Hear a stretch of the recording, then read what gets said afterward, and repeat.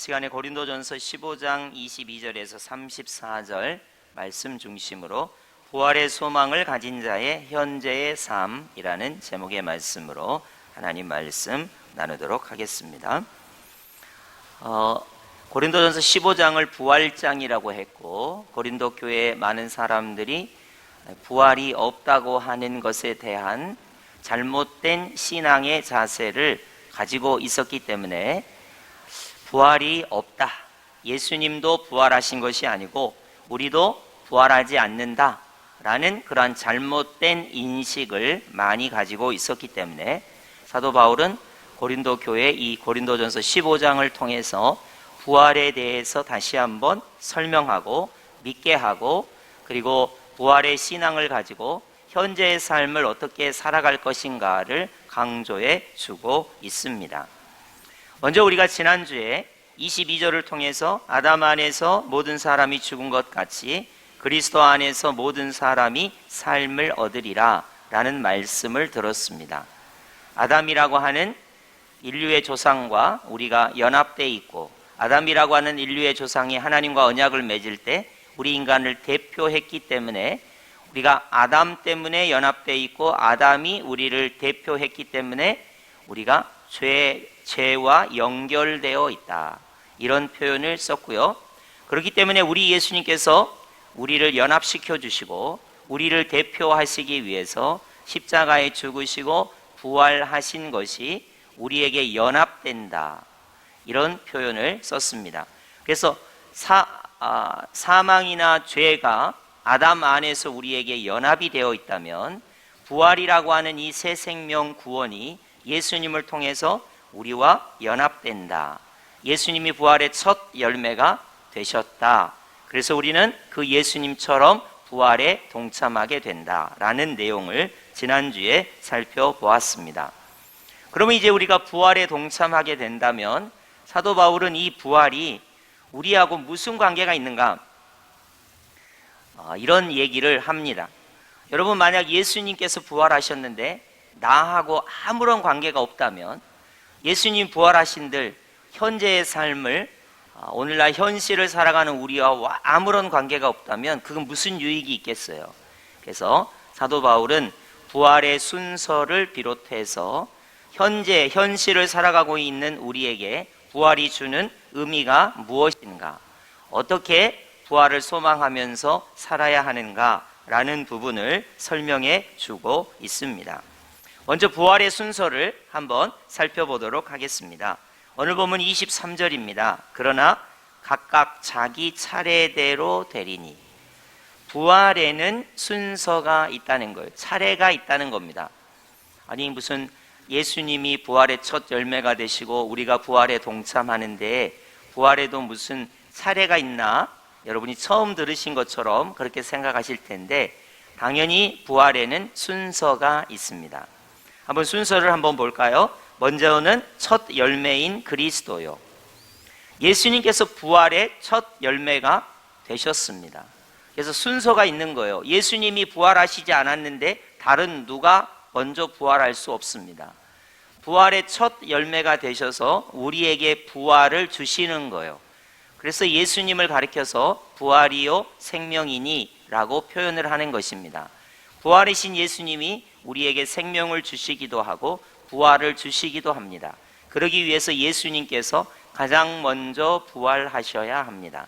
그래서 부활의 가장 먼저 첫 번째 순서는 부활의 첫 열매가 되시는 예수님께서 먼저 부활하시고, 이것이 가장 먼저입니다. 이게 만약에 순서가 뒤바뀌거나 예수님의 부활을 부인하거나 누군가가 예수님보다 먼저 부활했다고 한다면 이거는 잘못된 것이라는 것을 우리가 즉각 알아차려야 합니다. 부활이라는 것은 예수님 그 자체가 부활이시고, 예수님께서 우리에게 부활을 선물로 구원으로 주시기 위해서 예수님께서 가장 먼저 부활하셨다, 그래서 부활의 첫 열매가 되셨다, 이런 표현을 쓰게 됩니다. 그래서 가장 먼저 예수님께서 부활하셨고요, 그리고 다음에는 이라고 표현이 되어 있죠. 잘 보시기 바랍니다. 23절 하반절입니다. 다음에는 그가 강림하실 때에 그랬어요. 부활의 다음은 언제냐? 예수님께서 재림하실 때, 천사장의 나팔 소리와 함께 구름을 타고 이 땅에 강림하실 때, 재림하실 때 부활이 발생하게 된다는 거예요. 그러니까 여러분, 예수님이 강림하시기 전에는, 재림하시기 전에는 부활이라는 것이 있을 수 있습니까? 없습니까? 없습니다. 그러니까 예수님께서 재림하실 때 그때 부활이 이루어진다는 거예요. 그러니까 우리가 부활을 소망한다면 어떻게 소망하냐면, 예수님께서 재림하실 때 부활이 일어나는구나, 부활에 동참하는구나 라는 것을 알게 됩니다. 그러면 예수님께서 강림하실 때 그 다음 구절을 보십시오. 누가 부활에 동참하느냐? 그리스도에게 속한 자요 그랬습니다. 23절 하반절 보면 그렇게 돼 있죠. 그가 강림하실 때에 그리스도에게 속한 자요. 아멘. 예수님을 믿고 예수님 안에 있는 사람, 예수님께서 그에게 부활과 생명을 주신다는 것입니다. 그래서 먼저는 예수님께서 부활의 첫 열매가 되셨고, 그 다음 순서는 누구냐면 예수님께서 강림하실 때 그리스도에게 속한 자가 부활에 동참하게 되는 것입니다. 여기서 여러분이 하나, 우리 예수님께서 강조하신 부활에는 크게 두 가지가 있어요. 하나는 예수님 안에서 예수님께 속해서 의의 부활로 나타나게 되고, 하나는 불신자들이 예수님께 속하지 않았기 때문에 심판의 부활로 나아가게 된다고 예수님께서 가르쳐 주시는 내용이 있습니다. 이거를 여러분이 참조하시면 좋을 것 같아요. 그래서 이 사도 바울은 예수님께서 부활의 첫 열매가 되셨다, 순서 첫 번째, 예수님이 부활의 첫 열매가 되셨고, 두 번째로는 누가 참여하냐면 그리스도 안에 있는 예수님이 강림하실 때 예수님을 믿는 사람들이 부활에 동참하게 된다라고 가르쳐 주고 있습니다. 그러니까 여러분, 우리가 부활에 동참하는 것은 예수님께서 강림하실 때 부활에 동참하게 되는 거예요. 자, 그러면 여러분에게 한번 설명을 드려볼게요. 지금 오늘 이전에 소천하신 분들은 예수님께서 강림하실 때 부활에 동참하게 되겠죠. 오늘 예수님이 강림하신다면 우리는 어떻게 되겠습니까? 우린 지금 이렇게 살아있는데. 그러니까 먼저 돌아가신 분들이 있고 지금 현재 살아있는 분들이 있어요. 그러면 예수님께서 오늘 강림하신다고 가정을 해보면 돌아가신 분들은 부활에 동참하고, 살아있는 우리는 이 몸이 신령한 몸으로 변화되면서 하늘로 끌어올려지는 휴거를 당하게 되면서 부활에 동참하게 되는 겁니다. 그러니까 우리가 이러한 예수님께서 오늘 강림하신다면, 오늘 우리같이 예수님을 믿는 살아있는 지금 우리는 이 육신이 부활한 게 아니고 이 육신이 신령한 몸으로 예수님과 같은 부활체로 변화하면서 우리가 휴거당하게 되고 부활에 동참하게 된다. 이렇게 여러분이 이해하시면 되겠습니다. 그리고 나서 세 번째를 설명을 하고 있습니다. 그럼 여러분에게 이렇게 한번 물어볼게요. 부활의 역사가 나타나서 부활에 동참하게 되면 이제 죽는 것이 완전히 사라지게 돼요. 그래야 이론적으로 맞을 거 아니에요. 그러면 부활의 첫 열매가 되시는 예수님이 강림하실 때 그리스도 안에 있는 사람이 부활에 동참하게 되면, 부활에 동참하게 되면 죽음이, 사망이 완전히 사라지게 됩니다. 그래서 성경은 뭐라고 말하냐면 24절, 그 후에는 마지막이니, 이렇게 표현을 하고 있습니다. 이제 예수님께서 강림하시고 그리스도 안에 있는 사람이 부활에 동참하게 되면 모든 것이 마지막이 됩니다. 25절로 가볼까요? 그가 모든 원수를 그 발 아래에 둘 때까지 반드시 왕 노릇 하시리니. 25절에 그렇게 돼 있죠. 그리고 26절에 맨 나중에 멸망받을 원수는 사망이니라, 이렇게 되어 있습니다. 그러니까 맨 나중에 죽음이라는 것이, 사망이라는 것이 완전히 사라지는 상태가 오게 된다는 거예요. 다시 한번 설명해 볼까요? 자, 예수님 안에서 모든 사람이 생명을, 삶을 얻게 됩니다. 부활을 얻게 되는데 맨 처음은 부활의 첫 열매가 되시는 예수님이시고, 예수님께서 강림하실 때에 그리스도 안에 있는 사람들이 부활에 동참하게 됩니다. 그리고 맨 마지막에는 사망이라고 하는 예가 없어지게 된다는 거예요. 이제 죽는다는 것, 그것이 영원히 사라지게 되는 단계가, 순서가 있다는 것이죠. 그래서 여러분이 기본적으로 이러한 세 가지 순서를 기억하고 계셔야 됩니다. 예수님께서 부활하셨습니다. 부활의 첫 열매가 되셔서 부활의 첫 번째가 되셨습니다. 그리고 우리 같은 사람은 반드시 예수님께서 강림하실 때 부활에 동참하게 된다는 것이고, 그리고 맨 마지막으로 사망이 완전히 심판을 받게 되는, 멸망을 당하게 되는, 여기 사망에는 죄와 마귀, 이 모든 것들을 통칭해서 말하는 것입니다. 그래서 여러분이 요한계시록 같은 거 보면 사단 마귀가 불못에 영원히 떨어지는 그러한 상태도 표현을 하게 됩니다. 그러니까 부활이라는 것이 얼마나 중요하냐면요, 죄가 완전히 없어지는 상태, 죽음이 완전히 없어지는 상태, 사단 마귀가 완전히 심판받는 상태에 이르게 되는 것을 부활의 모습으로 성경이 표현을 하고 있는 거예요. 여러분, 우리가 살아가기가 얼마나 힘들어요. 죄와 싸워야 되잖아요. 또 죽는 것이 얼마나 무섭고 두렵습니까? 우리가 지금 이렇게 멀쩡하지만 만약 누군가 우리에게 당신 죽을 날이 얼마 남지 않았어, 그러면 시간이 갈수록 아마 우리가 죽음의 공포를 느끼게 될 거예요.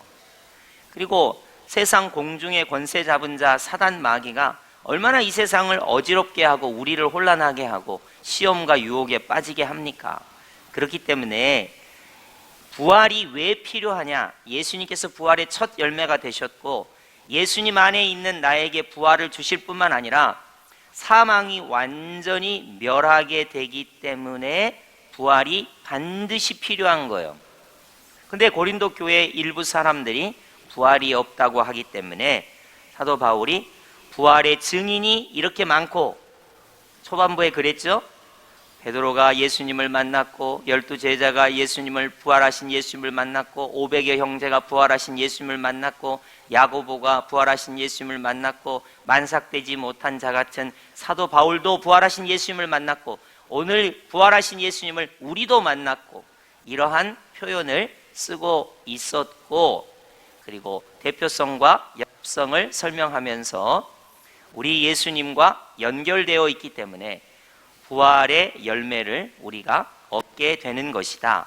지난주까지 그렇게 살펴보았고, 이제는 부활의 순서를 설명하고 있는 것입니다.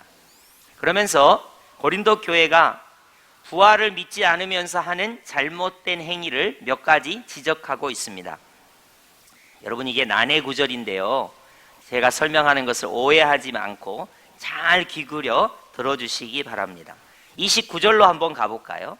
고린도 교회가 대부분 부활을 믿지 않았으면서 잘못하는 행위가 있어요. 한번 29절, 중요한 구절이고 난해 구절이니까 한번 이해를 돕기 위해서 같이 한번 읽어보겠습니다. 29절 합독합니다. 시작. 만일 죽은 자들이 도무지 다시 살아나지 못하면 죽은 자들을 위하여 세례를 받는 자들이 무엇을 하겠느냐? 어찌하여 그들을 위하여 세례를 받느냐? 그랬습니다. 여러분, 이 말이 무슨 말이냐면요, 죽기 전에 세례를 안 받고 돌아가신 분이 있을 수 있잖아요. 그렇잖아요. 그러니까 고린도 교회 사람들이 생각할 때 부활은 믿지 않지만 죽기 전에 세례를 안 받은 분들이 있을 수 있단 말이에요. 그러면 우리가 생각할 때 아무래도 부활을 세례를 공식적으로 받은 사람은 장사하기가 쉽지만, 세례를 공식적으로 안 받은 사람은 왠지 여러분 마음에 세례도 안 받았는데, 신앙 고백도 제대로 못했는데 이분이 과연 천국에 갈까 못 갈까 고민이 되잖아요. 그래서 그 시대에 이런 게 있었다 그래요. 돌아가신 분을 침대에다가 눕혀놓고 살아있는 사람이 침대 밑으로 들어가요. 그래서 돌아가신 분은 말을 못하니까 침대 밑에 있는 살아있는 사람이 당신은 예수님을 믿습니까? 그러면 살아있는 사람이 침대 밑에서 나는 예수님을 믿습니다, 이렇게 대신 고백을 해준다는 거예요. 왜냐하면 돌아가시기 직전에 세례를 받고 신앙 고백을 해야 되는데 기회가 없었다 이거예요. 그래서 돌아가신 분 대신에 밑에서 신앙 고백을 하고 그 상태에서 세례를 준다는 거예요. 그러니까 아무래도 세례를 받고 신앙 고백을 해야 구원을 받았다 이렇게 말할 수 있기 때문에 돌아가신 분에게 세례를 주는 그런 풍습이 암암리에 있었다고 전해집니다. 그러면 사도 바울이 묻는 거예요. 야, 부활도 안 믿는 사람이 무슨 죽은 사람에게 세례를 준다고 그래? 그렇잖아요. 부활을 안 믿으면 천국도 없는 것이고 우리가 전하는 복음이 헛것인데 부활도 안 믿는데 무슨 돌아가신 분에게 세례를 준다고 그래? 이렇게 사도 바울이 꾸짖고 있는 거예요. 이게 되게 난해 구절이거든요. 그래서 이 구절 때문에 돌아가신 분에게 세례를 줄 수도 있고 살아있는 사람이 사후에 있는 분을 위해서 기도하거나 공덕을 쌓으면 그분이 천국에서의 위치가 올라갈 수도 있다. 이러한 이론 아닌 이론이, 잘못된 이론이 발생하기도 했습니다. 여러분, 그래서 이거는 사도 바울이 꾸짖는 내용이에요. 부활도 안 믿으면서 돌아가신 분을 위해서 세례를 받는다는 것이 웬 말이냐, 이게 말이 된다고 생각하니 이렇게 사도 바울이 꾸짖는 내용이 되겠습니다.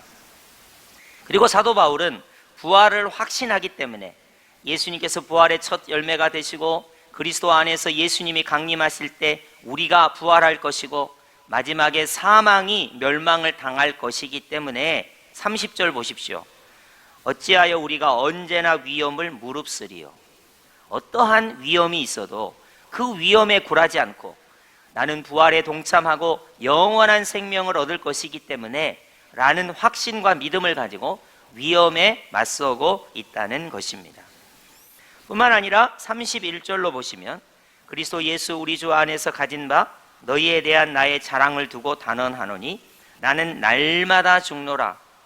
나는 지금 죽어도 천국 갈 뿐만 아니라 나는 지금 죽어도 부활에 동참할 것을 알기 때문에 날마다 죽을 각오로 살아가고 있다. 십자가의 죽음을 날마다 짊어지고 예수님처럼 좁은 길을 가면서 죽어도 다시 사는 믿음을 가지고 날마다 죽을 각오를 하고 살아가고 있다. 이렇게 표현을 하고 있는 것입니다. 여러분, 그래서 부활이 없다면 우리가 전하는 복음이 헛것이고요. 우리가 이 세상에서 가장 불쌍한 사람이고요. 그것이 지난주의 말씀이죠. 그래서 사도 바울은 날마다 죽어도 좋다고 하는 이 믿음을 가지고 부활 신앙을 가지고 살아가고 있다는 것입니다. 반대로 부활 신앙이 없으면 어떻게 되는가? 쾌락주의에 빠지게 된다는 거예요. 32절 하반절입니다. 죽은 자가 다시 살아나지 못한다면 내일 죽을 터이니 먹고 마시자 하리라. 이게 쾌락주의의 견해예요. 죽으면 끝인데, 죽으면 끝인데 이 세상에서 먹고 마시고 즐기다가 죽으면 끝날 것인데 라는 쾌락주의에 빠지게 된다는 거예요. 천국이 있기 때문에, 영생이 있기 때문에, 부활이 있기 때문에 우리는 절제할 수 있고 인내할 수 있고 참을 수 있는 거예요. 만약에 이 생의 삶뿐이라면 여러분 먹고 마시고 즐기기만 하면 되죠. 뭐하러 천국에 대한 것을 생각합니까? 영생에 대한 것을 생각합니까? 부활에 대한 것을 생각합니까? 부활이 없기 때문에, 영생이 없기 때문에 먹고 마시고 즐기자는 쾌락주의에 빠지게 되는 거예요. 그것이 당연한 것입니다. 그래서 사도 바울이 부활을 믿고 살아가는 성도들이 현재의 삶을 어떻게 살아야 하느냐라는 것을 다음과 같이 말하고 있어요. 나는 날마다 죽노라. 여러분 꼭 기억하세요. 나는 예수 그리스도의 십자가 안에서 예수님과 함께 십자가에 못 박혔고 나는 날마다 예수님과 함께 죽는 거예요. 그리고 부활하신 예수님이 내 안에 날마다 살아계시는 거예요. 부활의 능력을 힘입어 살아가는 것입니다. 천국이 있기 때문에, 영생이 있기 때문에, 부활이 있기 때문에 이제 현재의 삶을 어떻게 살아가느냐? 34절입니다. 34절 부활이 있고 영생이 있고 천국이 있기 때문에 오늘의 삶을 어떻게 살아가느냐? 쾌락주의에 빠지지 않고 어떻게 살아가느냐? 34절 여러분 제가 봉독해 드리겠습니다. 깨어 그랬습니다. 깨어 있어야 돼요. 예수님이 강림하시면 내가 예수님께 속하여 부활에 동참해야 되잖아요. 깨어 있어야 돼요. 깨어. 여러분 시대를 잘 분별하시기 바래요. 죽음은 끝입니까? 천국이 없습니까? 영생이 없어요? 부활이 없습니까? 그러면 먹고 마시고 즐기시면 됩니다. 그런데 여러분이 만약 예수님을 믿고 예수님이 부활의 첫 열매가 되시는 것이 믿어지고 예수님께서 강림하실 때 내가 예수님께 속하여 부활에 동참할 것을 믿고 사망이 완전히 사라질 것을 여러분이 믿는다면 깨어 있어야 돼요. 여기서 깨어 있는다는 말은 세속의 풍파에 너무 빠져 있어서 부활이요 생명이신 예수님을 잊어버리거나 예수님께서 강림하실 때 내가 부활에 동참해야 하는 신분을 모르거나 그런 걸 말하는 거예요. 깨어 있어야 돼요. 여러분 먹고 마시고 즐기기도 해야겠지만 반드시 우리는 부활의 예수님을 믿는다면 현재적인 삶이 깨어 있어야 돼요.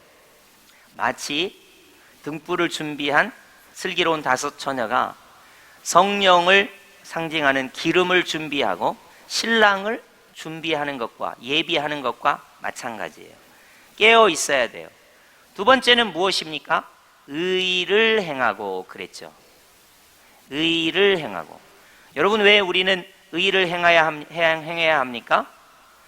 부활의 첫 열매가 되신 예수님 그리고 부활하신 예수님이 강림하실 때 우리가 부활에 동참하기 때문에 부활에 동참할 우리는 죄를 행하기보다는 의를 행해야 돼요. 깨어 있어야 되고 의를 행하고 세 번째가 죄를 짓지 말라 이렇게 되어 있습니다. 여러분 누구나 먹고 마시고 즐기고 세상 쾌락에 푹 빠져 있을 수 있는 권리가 있어요. 다 할 수 있습니다. 그러나 왜 우리는 현재의 삶을 살면서 부활 신앙을 가지고 살아야 하느냐? 긍정적으로는 이런 거예요. 긍정적으로는 예수님과 함께 나는 십자가에 못 박혔고 부활하신 예수님이 내 안에 살아 역사하시는 부활의 능력으로 부활의 소망으로 살아가기 때문에 깨어있는 것이고 의를 행하는 것이고 죄를 짓지 않기 위하여 우리가 살아가는 것입니다. 부활 신앙을 가진 사람이 현재의 삶을 어떻게 사는가라는 부분이에요. 대부분의 고린도 교회 사람들은 부활을 믿지 않았기 때문에 먹고 마시고 즐기는 그러한 삶을 살았습니다. 그러나 부활의 첫 열매가 되시는 예수님을 믿는 우리는 깨어있고 의를 행하고 죄를 짓지 않는 가운데 예수님과 함께 날마다 죽고 부활하신 예수님이 내 안에 살아 역사하시는 부활의 소망과 부활의 신앙의 능력을 가지고 살아가는 거예요. 여러분, 부활이요 생명이신 예수님이 우리 안에 계시기 때문에 그리스도 안에서 우리가 예수님이 강림하실 때에 부활에 동참하게 되는 것입니다. 부활이 없다고 하는 사람들, 그것은 내세와 부활을 믿지 못하기 때문에 말하자면 먹고 마시고 즐기는 삶을 사는데 급급하겠지만 우리는 의를 행하고 죄를 짓지 않고 깨어서 있으면서 부활 신앙의 소망과 믿음을 가지고 날마다 매 순간 살아가게 되는 것입니다. 이것이 신앙인이 현재를 살아가는 방식인 거예요. 여러분 보고 무슨 힘으로 사냐고 물으신다면 물론 우리가 자식 잘 되는 맛으로 산다, 세상이 내가 원하는 대로 잘 돌아가고 내가 성공하는 기분으로 산다, 여러분이 이렇게 말씀하셔도 됩니다. 그런데 본질은 부활이요 생명이신 예수 그리스도를 믿는 믿음 안에서 사는 것입니다. 예수님께서 사망 권세를 완전히 멸하시는 그날을 소망하면서, 내가 부활에 동참할 것을 소망하면서 깨어있고 의를 행하고 죄를 짓지 않는 그러한 현재적 삶을 우리가 살아가게 되는 거예요. 그걸 모르는 사람은 먹고 마시고 즐기면서 쾌락을 추구하고 죄를 지으면서도 그 죄가 자기에게 어떠한 영향을 주는지 알지 못하고 살아가게 되는 것입니다. 여러분에게 오늘 말씀을 정리를 한번 해드리겠습니다. 여러분, 예수님 안에서 모든 사람이, 예수님 안에서예요. 예수님 밖에서는 생명의 부활을 얻을 수가 없습니다. 예수님 안에서 모든 사람이 구원을 받게 되고 영생을 얻게 되고 부활을 얻게 되고 삶을 얻게 될 것입니다. 순서가 있어요. 부활의 첫 열매이신 예수님께서 가장 먼저 부활하셨고, 예수님께서 강림하실 때, 재림하실 때 그리스도 안에서 예수님을 믿는 사람들이 부활에 동참하게 될 것이고, 그리고 맨 마지막은 사망, 죄, 사단, 마귀, 이러한 종류들이 완전히 심판을, 멸망을 받게 될 것입니다. 만약에 부활을 믿지 않는다면 죽은 자를 위해서 세례를 받는 것이 무슨 소용이 있겠으며, 우리가 위험을 무릅쓰고 죽음을 무릅쓰고 어떻게 신앙생활을 하겠으며, 그런 표현을 하고 있죠. 나는 부활 신앙을 가지고 날마다 죽노라, 사도 바울이 그렇게 고백할 수 있겠습니까? 그래서 우리는 깨어있고 의를 행하고 죄를 짓지 않는 가운데 현재의 삶을 살아가게 되는 거예요. 오늘 이 말씀을 여러분이 꼭 기억하시고, 오늘 이 말씀대로 오늘의 삶이 부활과 연결되어 있어요. 예수님의 부활과 연합되어 있습니다. 예수님이 나에게 부활의 생명을 주셨습니다. 그래서 우리가 이 세상을 살아가는 가운데 부활의 능력이 내 안에 충만히 역사해서 죄와 죽음과 마귀와 고난과 역경의 모든 것들을 부활이요 생명이신 예수님을 믿는 믿음 안에서 인내하며 승리하며 거룩해지며 깨어있으며 의를 행하며 죄를 짓지 않는 가운데 부활을 소망하며 살아가는 현재의 삶이 되시기를 예수님의 이름으로 축복합니다. 아멘.